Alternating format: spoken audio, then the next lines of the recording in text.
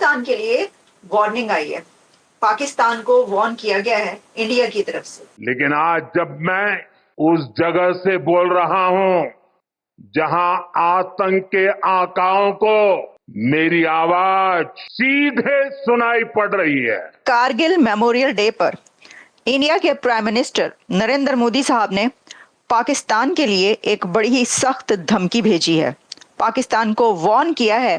पाकिस्तान ने अतीत में जितने भी दुष्प्रयास किए उसे मुंह की खानी पड़ी है। लेकिन मैं ये कहता हूँ कि अगर बंदे के पुत्र ना बनेगा फिर तो आदमी करते ही है ना। अच्छा, अगर बंदे के पुत्र बन जाए तो फिर कोई मसला ही कोई नहीं है। एक साइकिल के ऊपर कोई टैंक शैंक लगा लेंगे? मैं साइकिल पे टैंक नहीं लगाऊंगा, मैं साइकिल पे ऊपर मोमबत्ती लगाऊंगा। अच्छा। और मोमबत्ती लगा के मेरी मोमबत्ती जो है ना इन सबको पकड़ के ले आए। अब तो लोग अमन चाहते हैं, लोग मौशी तरक्की चाहते हैं।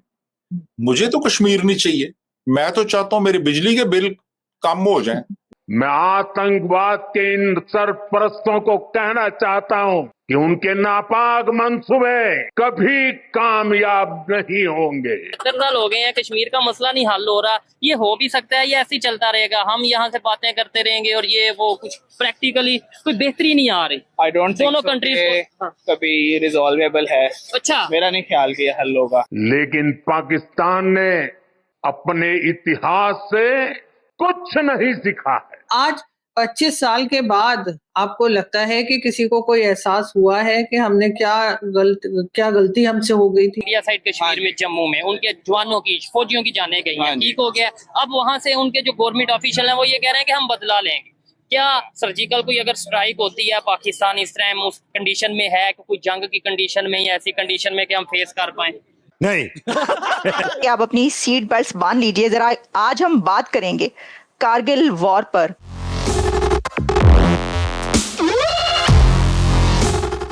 जय हिंद दोस्तों, जागो इंडिया में आपका स्वागत है।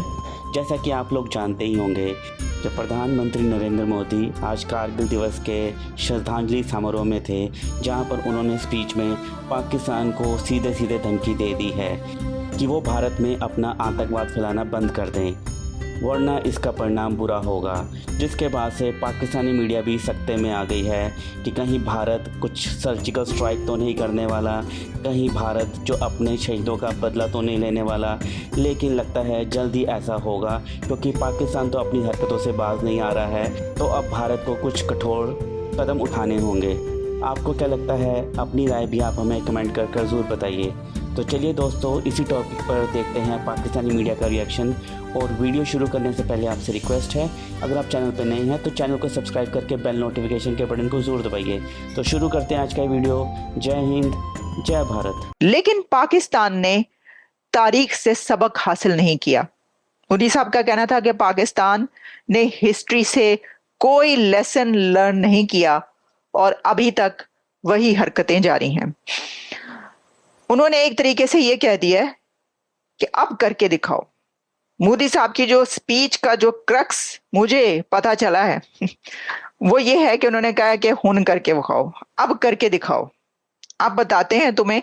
और साथ में उनका कहना था कि Pakistan has not learn anything from its history, it is trying to keep itself relevant with the help of terrorism and proxy war. और फिर उन्होंने कहा कि today I am speaking from a place where the masters of terror can hear my voice directly. I want to tell these patrons of terrorism that their nefarious intentions will never succeed. Our soldiers will crush terrorism with full force and enemy will be given a, ठीक है, जो उन्होंने कहा कि दुश्मन को जो है वो मुंह तोड़ जवाब दिया जाएगा। उन्होंने कहा कि पाकिस्तान को बार बार मुंह की खानी पड़ी।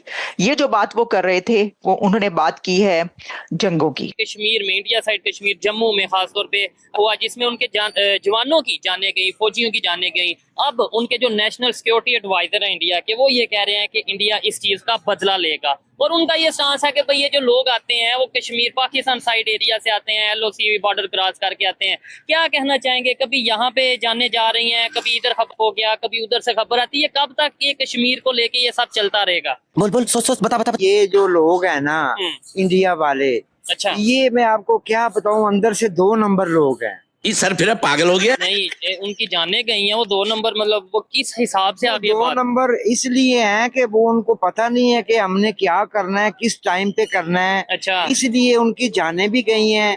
ये सारा मसला हुआ है। ठीक है, अगर वो चाहते हैं ना कोई काम सही हो, ठीक है, तो वो बंदे के पुत्र बने। जो कश्मीर कॉज है वो एक बहुत ही सही और एक काफी अरसे से एक चलता आ रहा है। ठीक है। और अनफॉर्चुनेट जो है हमारे जो ताकतवर हलके हैं, ठीक है, उनकी ये पॉलिसी रही नहीं है क्या कि इन इश्यूज को रिजॉल्व किया जाए।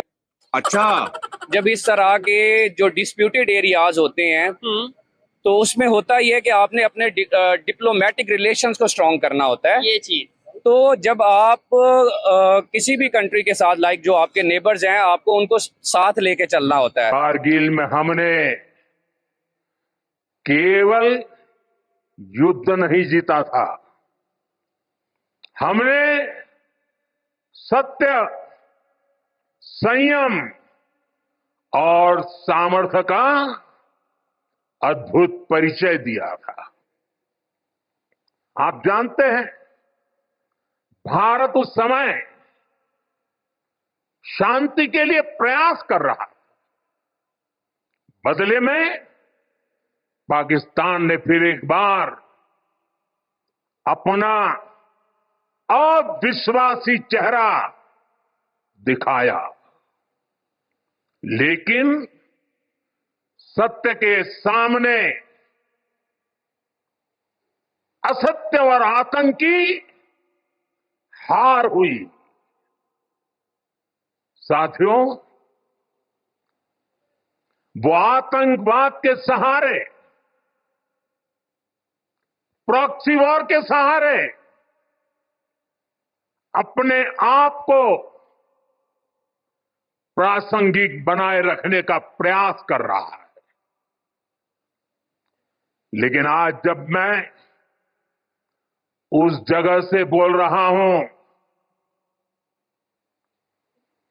जहां आतंक के आकाओं को मेरी आवाज सीधे सुनाई पड़ रही है, मैं आतंकवाद के इन सरपरस्तों को कहना चाहता हूं कि उनके नापाक मंसूबे कभी कामयाब नहीं होंगे। आतंकवाद को हमारे जाबाज पूरी ताकत से कुचलेंगे। दुश्मन को मुंह तोड़ जवाब दिया जाएगा।